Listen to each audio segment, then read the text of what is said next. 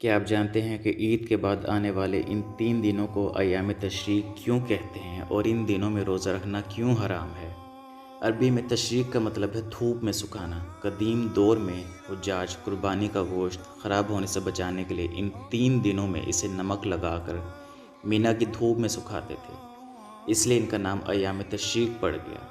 ان دنوں میں سب سے اہم کام تکبیر تشریق ہے۔